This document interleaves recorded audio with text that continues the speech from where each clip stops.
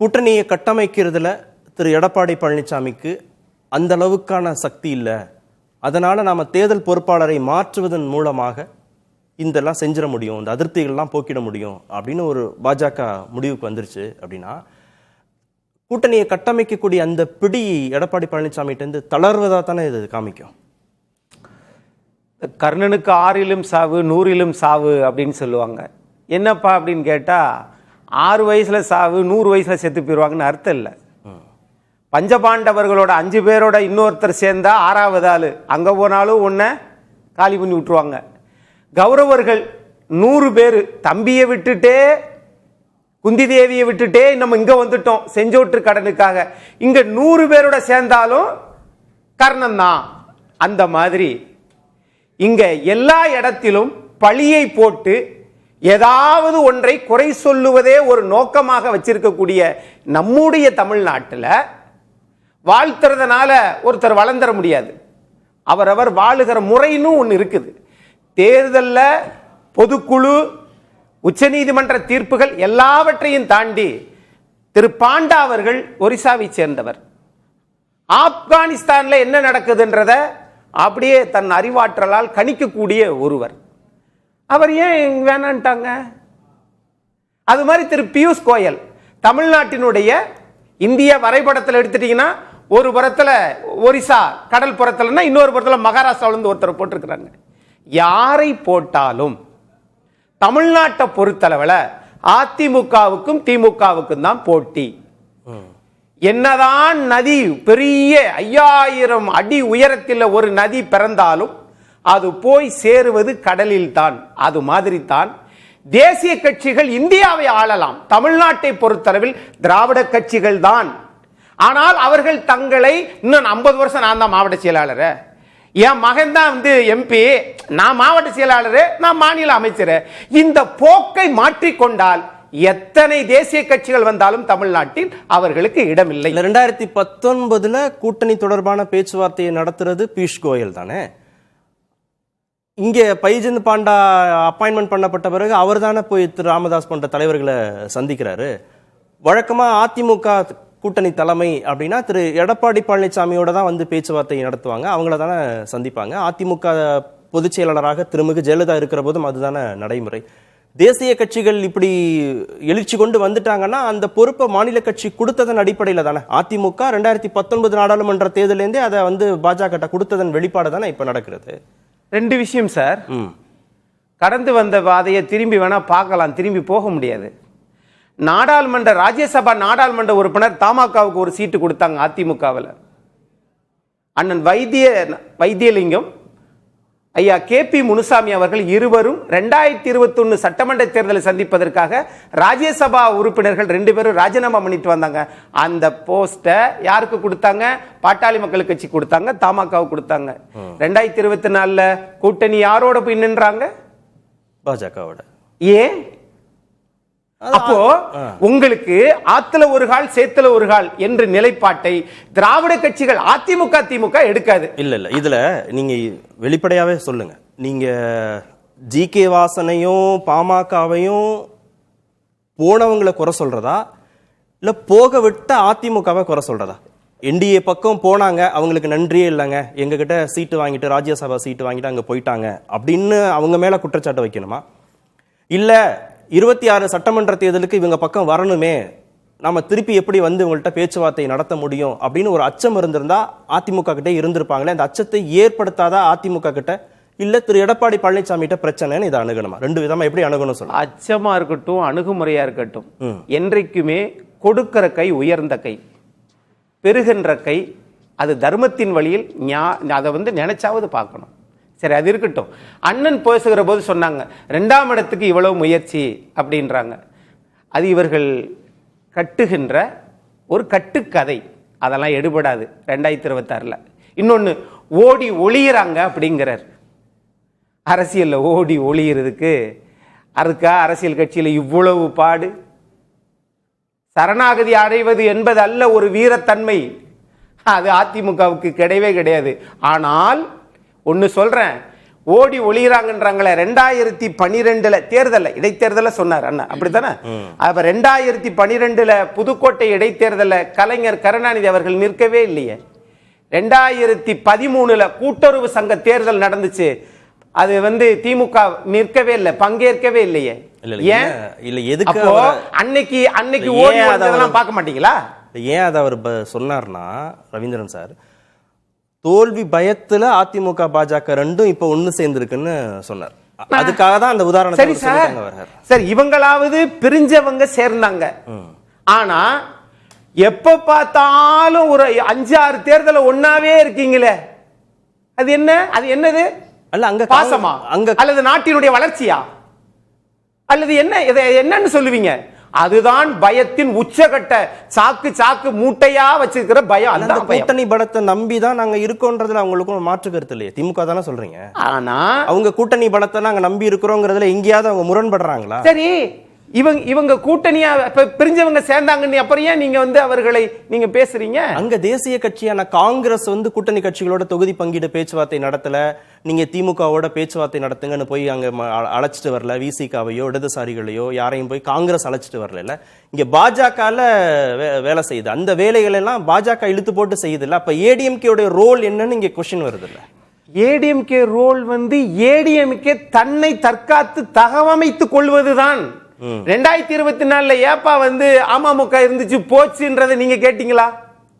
ஏன் திரும்ப முன்னாள் மரியாதைக்குரிய முதலமைச்சர் அவர்களை ஏன் பலாப்பல சின்னத்தில் நிற்க வைத்து திரும்பவும் நான் உங்களை பார்த்தால் பாக்கியம் சொன்னார் இந்திய நாட்டினுடைய பாரத பிரதமர் திரு நரேந்திர மோடியை பார்த்தார்களா? ஒரு பாக்கியம் என்று சொன்னதை மொழியாக்கம் செய்யாம தெரியாம விட்டுட்டாங்களா? ஒரு 3 முறை முதலமைச்சர் அவர் சொன்னதை ஏன் கேட்கவில்லை? ஏன் பாண்டாவை அவர்களை மாற்றுகிறார்கள்? ஏன் பியூஷ் கோயல் அவர்களை மாற்றுகிறார்கள்? அப்படின்னா இங்க அதிமுக தான் வலிமையான ஒரு இயக்கம். அவங்கள எதிர்கொள்வதற்கு இன்னும் வலிமையான ஆட்களை பாஜக போட்டுக்கிட்டே இருக்கு. அப்படி புரிஞ்சுக்கணும். நீங்க அப்படி புரிஞ்சுக்க, அதுதான் உண்மை. அதுதான் உண்மை. இதுல மாத்தி பேச வேண்டிய அவசியமே இல்லை. ஆனால் இங்க எல்லா நிலைப்பாட்டிலையும் எதிர்மறை வாக்குன்றது கூடிக்கிட்டு தான் இருக்கும், எந்த கட்சியா இருக்கட்டும். ஏன்னா 2019 எடுத்ததும் 2024 எடுத்ததும் குறைஞ்சிருக்குது மத்தியிலேயே. அப்ப மாநிலத்துக்கு அது பொருந்துமா இல்லையா? அதன் அடிப்படையில தான் இங்க பாக்குறோம். சரி, பொதுக்குழுல என்ன பேசினாரு திரு எடப்பாடி பழனிசாமி? 2019 மத்தியில வாங்கின பாஜக வாக்கு வங்கியும் 2024 பாஜக வாக்கு வங்கியும் குறைஞ்சிருக்குன்னு பேசினாரு. எங்க கிட்ட இருக்கிறதும் அவங்க கிட்ட இருக்கிறதும் சேர்த்து 41% இருக்கு அப்படின்னு பாஜகவை என்டாஸ் பண்ணி அவங்க எங்களுக்கு வெற்றிக்கு தேவைன்னு தானே சார் அவர் பேசினாரு. நான் அதை அந்த கட்சி முடிவெடுக்கிறது சார். இல்ல, ஆனா பாஜக சொல்லல. அப்படி பார்த்தா அமித்ஷா சொன்னதை விட்டுருங்க, எங்க கிட்ட இருக்கிறதும் அவங்க கிட்ட இருக்கிறதும் 39 சொன்ன கணக்கு விட்டுருங்க. திரு எடப்பாடி பழனிசாமியே பாஜக எங்களுக்கு தேவைன்றத சொல்லியிருக்காரு, பொதுக்குழுல பேசும்போதே சொல்றாரு. ஆமா, 10% எடுத்திருக்கிற காங்கிரஸ் அங்க அடுத்த துணை முதலமைச்சர் எங்களுக்குத்தான் சொல்லி பதாதைகை ஒட்டுறாங்க. ஒட்டியது வாழ்ந்தாலும் ஏசும் தாழ்ந்தாலும் ஏசும் சொல்லி ஐயா காமு ஷெரீப் அவர்களுடைய பேரன் ஏவிஎம் ஷெரீப் அவர்களை ஏன் நீங்கள் பதவியை விட்டு தூக்குனீங்க? 10% எடுத்திருக்கிற காங்கிரஸ் கட்சி, 11% எடுத்திருக்கக்கூடிய பாரதிய ஜனதா கட்சி தமிழ்நாட்டில் 2024. ஆக என்ன தேசிய கட்சி இருந்தாலும் தமிழ்நாட்டில் இன்னும் வலிமை குறையாத அதிமுக திமுக இருக்கிறது. சார் குறுக்கிட்டீங்களா? இல்ல, அடிப்படையில் பார்த்தீங்கன்னா ஏடிஎம்கேடைய ஓட் பேங்க் ஜெயலலிதா இருந்தபோது 2014-24 10 வருஷ காலத்தில் 14ல் 45%, அதுக்கு அடுத்தது 16ல் பார்த்தீங்கன்னா 41%, அது சட்டமன்ற தேர்தல். அப்புறம் 19ல் பார்த்தீங்கன்னா 20%, அவன் 21 சட்டமன்ற தேர்தலில் 33%, மறுபடியும் 20% 24ல். 19-24 பார்லிமெண்ட் தேர்தலில் அதிமுகவுடைய ஓட்டு வங்கி இன்னும் பெருசாக குறையலன்னு நம்ம வச்சுக்கலாம், 20%. ஆனால் சட்டமன்றத்தில் வரும்பொழுது 41% ஜெயலலிதா வாங்கினது 33%-ஆக குறைஞ்சிருக்கு. ஒரு 6-7% ஓட்டு ஒரு சாஃப்ட் இந்துத்துவ ஓட்டு அப்படியே பாஜகவுக்கு ஷிஃப்டாக இருக்கிற மாதிரியான ஒரு தோற்றம் இருக்குது. அதனால் எடப்பாடி சொல்கிற ஒரு விஷயம் இருக்குல்ல, அதிமுகவும் பாஜகவும் சேர்ந்தால் 84 தொகுதிகளில் நாங்கள் அதிகமான ஓட்டு வாங்கியிருக்கோம் பார்லிமெண்ட்ல சொல்றாருல, 41 கணக்கா அது சொல்றாரு. கணக்கு சதவீதமா correct. அந்த சொல்றாரு. கணக்கு கரெக்ட். ஏன்னா அந்த அந்த 6-7% போச்சு இல்ல பாஜகவுக்கு, அது அதிமுக வாங்கணும்னா 2 பேர் சேர்ந்து இருக்கணும். அதுதான் கணக்கு. அதுல அந்த ஓட் ட்ரான்ஸ்ஃபர் நடந்துரும். அது நடந்துரும். அது போயிடுது. ஒரு 6-7% இந்துத்துவா, ஜெயலலிதாக்காக இருந்த இந்துத்துவ ஓட்டு இல்ல முன்னேறிய ஜாதிகள் ஓட்டு இதெல்லாம் கொஞ்சம் பிரிஞ்சு போய் கிடக்கு. அதை நீங்க அதிமுக இழுக்கணும்னா பாஜகவோட சேரணும், சேர்ந்தாதான் வரும். சோ அந்த கணக்கை வந்து அதை எதிர்பார்த்து அவர் போறாரு எடப்பாடி. இடைவேளை. ஜெயலலிதா அம்மா அவர்கள் இருக்கிற போது இத்தனை எதிரிகள் ஒருவரை அம்புக்கணைகளால் தாக்கல. ஆனா இன்னைக்கு அவங்கெல்லாம் திரைப்படத்திலிருந்து வந்ததுனால அந்த திரைப்பட வெளிச்சம் ஒரு சாமானிய குடிமகனாக இருந்து ஒரு விவசாயியா இருந்து வந்ததனால இவர்கள் எல்லோரும் அப்படி நினைக்கிறாங்க. புரட்சி தலைவரை யாரும் மிஞ்ச முடியாது, ஜெயலலிதா அம்மா சாதனை மிஞ்ச முடியாது. ஆனால் திரும்ப ஆட்சிக்கு வந்து அவர்கள் செய்த சாதனையை போல் 2 மடங்கு அவர் செய்வார். ஜெயலலிதா இல்லாததுனால 6% வாக்கு பாஜகவுக்கு போயிருக்கு, சாஃப்ட் ஹிந்துத்துவா வாக்கு. சரி, நீங்க 53% எடுத்தவங்க, இப்ப 2019 எடுத்தவங்க, இப்ப 2024 10% குறைஞ்சிருக்கிற மக்கள் நீதி மையம் சேர்ந்ததுக்கு பிறகு அங்க மட்டும் ஏன் பார்க்கவே மாட்டேங்கிறீங்கன்னு கேக்குறேன். அங்க கட்சிக்காக போகல, இல்ல கட்சியா போகலன்றாங்க. பாஜக குறைஞ்சிருக்கு, அவ்வளவுதான், அது போதும். ஓ சாமிநாதன், தேசிய கட்சி எவ்வளவு வலுவாக இருந்தாலும் மாநில அளவில் வருகிற போது, சட்டமன்ற தேர்தல் வருகிற போது இங்க அதிமுக தான், அங்க எப்படி திமுகவோ இங்க அப்படி அதிமுக தான் அப்பர் ஹேண்ட் எடுக்கும்ன்றாரு. இல்ல நிச்சயமா அந்த கூட்டணி விஷயங்கள் பேசுற இடத்துல அவங்க உறுதியா இருக்காங்க. அதே நேரத்துல கூடுதல் சீட்டு கேட்கறது, அதிமுகவுக்கு செல்வாக்கான இருக்கிற தொகுதிகளை தேர்ந்தெடுக்கிறது, இந்த மாதிரி விஷயத்துல பாஜக தான் முன்னணிக்கிற மாதிரி தோற்றம் தருது. இன்னொன்னு, இன்னைக்கு பிரியன் சார் அவர்கள் குறிப்பிட்டதை போல கிட்டத்தட்ட ஒரு 6% மென் இந்துத்துவ வாக்குகள், அதே மாதிரி இடபிள்யூஎஸ் கொண்டு வந்தாங்க, எக்கனாமிக்கலி வீக்கர் செக்ஷன், பொருளாதாரத்தில் நலிவுற்ற பிரிவினருக்கு 10% இடஒதுக்கீடு. இது போன்ற விஷயங்களால அதிமுகவோட ஓட் பேங்க்ல குறைந்தபட்சத்தை பாஜக தன் பக்கம் ஈர்த்திருக்கு. பட் இது எல்லாமே இவங்க ஒரு கணக்கு சொல்றாங்க, 2 சேர்ந்தோடனே 43,000 விஜய் என்கிற ஒரு சக்தி இருக்காருல்ல, அதை பொருட்படுத்தாமலே ஒரு கணக்கு சொல்ற மாதிரி இருக்காது. சோ அதுக்குள்ளேயும் ஒரு பெரிய சிக்கல்கள் இருக்கு. இவர்கள் ஒரு புதிய முகமாக, ஒரு புதிய நடிகராக விஜய் போன்றவர்கள் வர்றாங்க, அதை மதிப்பீடே செய்யாம அதே 43% அப்படியே வந்துடும். விஜய் கேரளாலயா நிக்கிறாரு, அல்லது ஆந்திர மாநில எலெக்ஷன்ல மட்டும் தான் நிக்க போறாரு, தமிழ்நாட்டில் தான் அவரும் நிக்கிறார். அப்ப அது ஒரு குறிப்பிடத்தகுந்த தாக்கத்தை ஏற்படுத்தும். இன்னொன்று, சில விஜய் ஜெயலலிதா அவர்களுடைய காலத்தை ஒப்பிட்டு பேசுறாங்க. சில விஜய் ஜெயலலிதா அவர்களுடைய காலத்துல சீமான் அவர்கள் இவ்வளவு எழுச்சியா இல்ல, அவரே இலை மலர்ந்தால் ஈழம் வளரும்னு 2011 சட்டமன்ற தேர்தலில் பேசியிருந்தார். நடிகர் விஜய் அவர்களுடைய விஜய் மக்கள் இயக்கம் சில விஜய் ஜெயலலிதா அவர்களுடைய அண்ணா திராவிட முன்னேற்ற கழகத்துக்கு ஆதரவா பரப்புரையிலே கொடி பிடித்துக் கொண்டிருந்தார்கள். இன்னைக்கு களம் மாறி இருக்கு. அப்ப இன்னைக்கு பாஜகவை விட இவர்கள் ஒரு உயர்ந்த கை எடுக்க வேண்டிய தேவையும் கட்டாயமும் இருக்கு. பட் அதுக்கு ஒரு நெருக்கடி கொடுக்கிற இடத்துலதான் நீங்க பாஜக இருக்காங்க. பியூஷ் கோயல் இன்னைக்கு இங்க வர்றது, புதிய புதிய பொறுப்பாளர்களை மாற்றுறீங்க. விஜய் ஜெயலலிதா அவர்களுடைய காலத்துல அதிமுக அமைச்சர்கள் அடிக்கடி மாத்துவாங்க. இன்னைக்கு அதிமுகவை டீல் பண்றதுக்கு பாஜக தன்னோட பொறுப்பாளர்கள் அடிக்கடி மாத்துறாங்க.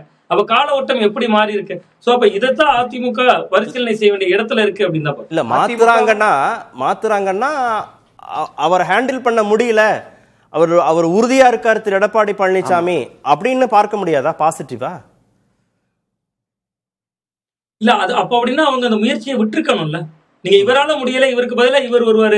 இந்த சினிமா சீரியல்கள்ல வர்றப்ப திடீர்னு ஒரு நடிகருக்கு பதிலா இவருக்கு பதில் இவர்னு கீழே போடுற மாதிரி புதிய புதிய ஆட்களை வைத்து புதிய புதிய முயற்சிகள் பண்ணாங்கன்னா அவங்களுக்கு ஏதோ ஒரு புள்ளியில இதை சமரசம் பண்ண வைத்து விடலாம் அப்படிங்கக்கூடிய ஏதோ ஒரு நம்பிக்கையில தான் அவங்க இயங்கிட்டு இருக்காங்க. அவங்க முடியவே முடியலன்னு சொல்லி அவங்க ஒதுங்கி இருக்கணும்ல பாஜக. நேரம் அவங்க உறுதியாக இருக்கிறது அண்ணா திராவிட முன்னேற்ற கழகம், அதுல இந்த நொடி வரையிலும் சந்தேகம் இல்லை. பட் இந்த உறுதியை அப்படியே நீடிக்க விடுவாங்களா? இன்னைக்கு பியூஷ் கோயல் வந்திருக்கிறார். இப்படி புதிய புதிய ஆட்களை வைத்துக் கொண்டு அவர்கள் முயற்சித்து பார்க்க வேண்டிய இடத்திலேயே இன்னும் அதிமுக சுருங்கி இருக்கிறதா பார்க்க. இந்துத்துவ வாக்குகள் அதிமுகவிடம் தான் இருக்கிறது.